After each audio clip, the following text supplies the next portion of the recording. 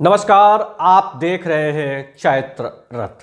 18 नवंबर 1962 की सुबह 3 बजे लद्दाख की रेजांग ला आर्मी पोस्ट जमा देने वाली ठंड में मेजर शैतान सिंह अपने 124 जवानों के साथ 303 राइफल और लाइट मशीन गन लेकर डटे हुए थे। अचानक 2000 से ज्यादा चीनी सैनिकों ने धावा बोल दिया। हमारे जवानों ने 1300 चीनी सैनिक मार गिराए और उन्हें श्रीनगर की तरफ आगे बढ़ने से रोक दिया। इस जंग के हीरो थे मेजर शैतान सिंह, जिन्हें मरणोपरांत परमवीर चक्र से नवाजा गया। आज मेजर शैतान सिंह की इस स्टोरी में उनकी जिंदगी और आखिरी जंग के कुछ अनकहे किस्से जानेंगे। अंतिम वक्त तक मेजर शैतान सिंह के साथ रहे कैप्टन रामचंद्र यादव उस समय रेडियो ऑपरेटर थे। वे हर पल अपने कमांडिंग ऑफिसर के साथ रहते थे। हमने कैप्टन रामचंद्र से उस जंग की कहानी पूछी। रामचंद्र बताते हैं कि चाइनीज सिपाही गोलीबारी कर रहे थे। अचानक एक गोली मेरे पास से गुजरी। मुझे साहब ने कहा, रामचंद्र मुझे अपनी राइफल दो। उन्होंने निशाना साधा और सीधे उस एलएमजी वाले को ढेर किया जो लगातार फायरिंग कर रहा था। इसके बाद तो जैसे साहब में जवानों वाला जोश आ गया। उन्होंने दनादन फायरिंग शुरू कर दिया और दर्जनों चीनी जवान ढेर कर दिए।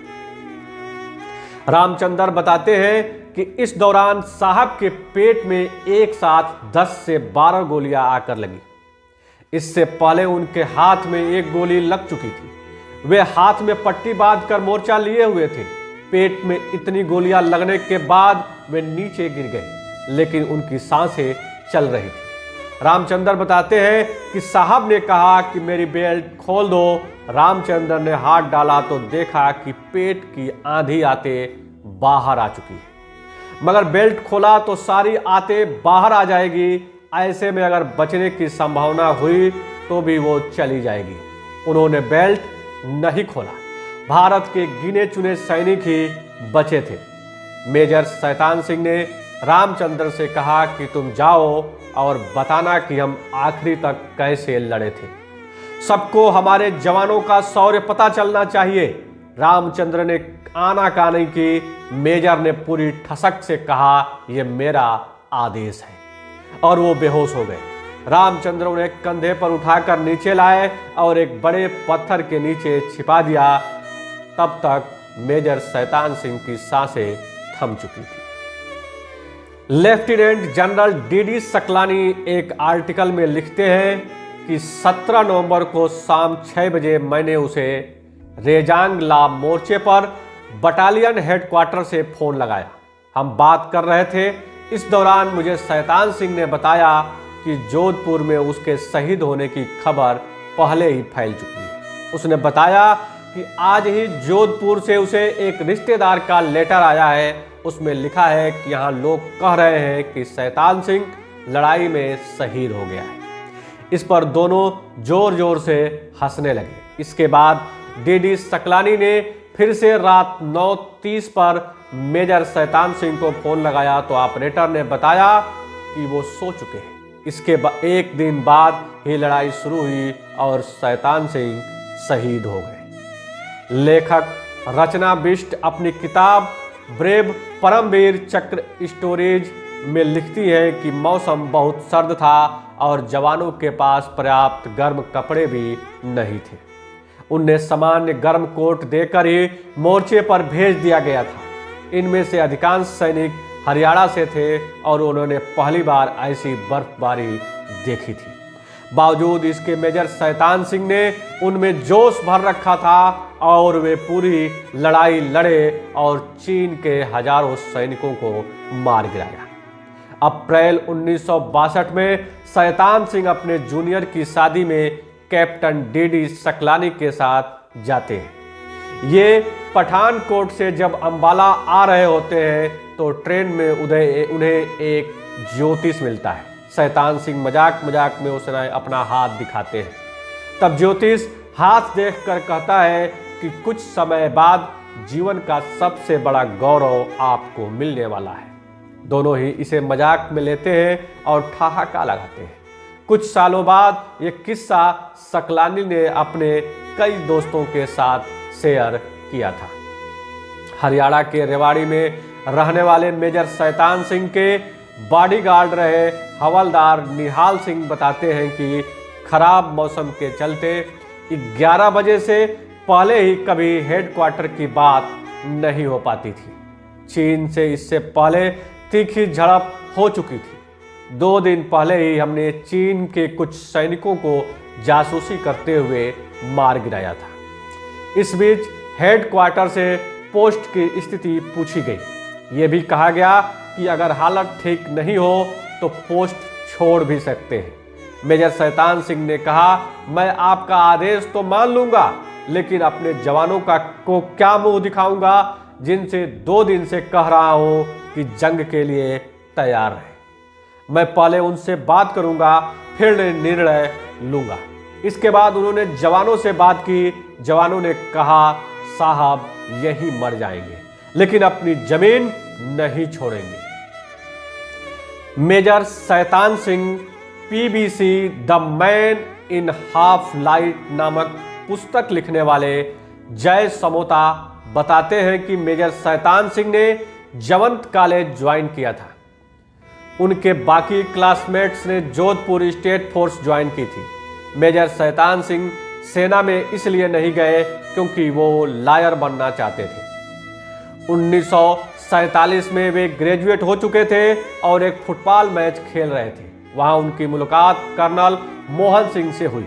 कर्नल मोहन सिंह जोधपुर फोर्स में दुर्गा हार्स के कमांडेंट थे और वो महाराजा जोधपुर के साले भी थे, तो उनका काफी प्रभाव था। शैतान सिंह के खेल से प्रभावित होकर उन्होंने पूछा कि तुम आगे जाकर क्या करना चाहते हो। शैतान सिंह ने जवाब दिया कि मैं लॉयर बनना चाहता हूं। ये सुनकर कर्नल मोहन सिंह सरप्राइज हुए, क्योंकि उन्होंने मेजर शैतान सिंह के पिता लेफ्टिनेंट कर्नल हेम सिंह के अंडर में ही सर्विस शुरू की थी। वो कहते हैं कि तुम्हारे पिता जी हेम सिंह तो फौजी हैं और तुम लॉयर बनने चले हो। तुम्हारे पिता देश की मिसाल है और तुम ये छोड़कर आराम की नौकरी करना चाहते हो। ऐसी बातें सुनकर शैतान सिंह का मन बदला और वे भी अपने पिता की तरह सेना में भर्ती हो जाते हैं। इस तरह से एक फुटबॉल मैच ने शैतान सिंह को लॉयर से सोल्जर बना दिया। शैतान सिंह को अपने नाम के कारण पूरे जीवन में तारीफ मिली और मजाक भी बना। एक बार कुमाऊं रेजिमेंट सेंटर में नए ऑफिसर आते हैं। जनरल नए ऑफिसरों से इंट्रो ले रहे होते हैं। इन्हीं में से एक होते हैं कैप्टन शरीफ। वे कहते हैं, सर मैं कैप्टन शरीफ।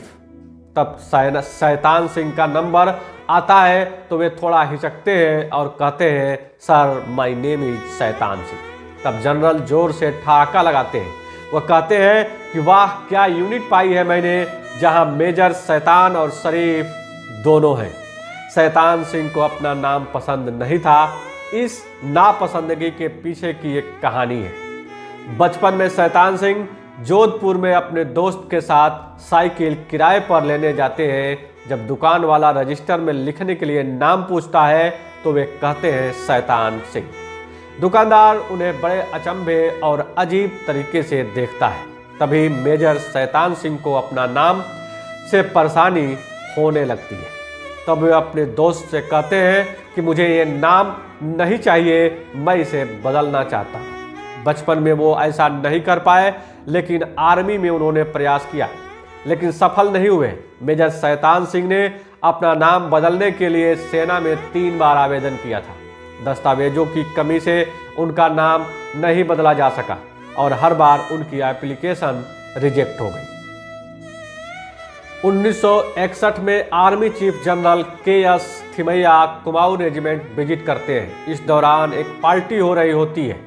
सारे ऑफिसर शराब पी रहे होते हैं। जनरल थिमैया देखते हैं कि एक ऑफिसर ऐसा भी है जिसके हाथ में गिलास नहीं है। वो पास आते हैं और पूछते हैं, व्हाट इज योर नेम? जवाब मिलता है, sir my name is captain Shaitan Singh. General समैया पूछते हैं तुम्हारे हाथ में गिलास क्यों नहीं? तब शैतान सिंह कहते हैं कि सर मैं शराब नहीं पीता। तब जनरल कहते हैं तुम तो बिल्कुल भी शैतान नहीं हो, तुम्हारा नाम शैतान नहीं शरीफ होना चाहिए। शैतान सिंह रेजांग ला वार से पहले जोधपुर छुट्टी आने वाले थे। उनकी छुट्टी भी अप्रूव हो चुकी थी। 28 अक्टूबर 1962 को दिवाली थी, लेकिन वो इस समय निकल नहीं पा रहे थे। फिर वो निकले और श्रीनगर पहुंचे। वहां वे अपने दोस्त के वहां गए तो उनकी मां ने कहा, शैतान तुम शाम को जाना, मैं दिन में बाजार से कुछ गिफ्ट लेकर आऊंगी जो अपने परिवार को देना। इस बीच उन्हें फिर लौटने का आदेश आया और वे कभी छुट्टी पर जा ही नहीं पाए। इसी दौरान उन्होंने अपने एक दोस्त को लेटर लिखा कि मुझे इस बात का कोई पछतावा नहीं कि अप्रूव छुट्टी के बाद भी मैं दिवाली पर घर नहीं आ सका, क्योंकि ड्यूटी परिवार से ज़्यादा ज़रूरी है। तो दोस्तों, ये रही आज शैतान सिंह की एक छोटी सी स्टोरी। आप ज़रूर इस स्टोरी से मोटिवेट हुए होंगे। आपकी क्या राय है? कैसा लगा स्टोरी आपको? कमेंट कर ज़रूर बताइए। तो मिलते हैं एक नई वीडियो में, तब तक के लिए नमस्कार, जय हिंद, वंदे मातरम।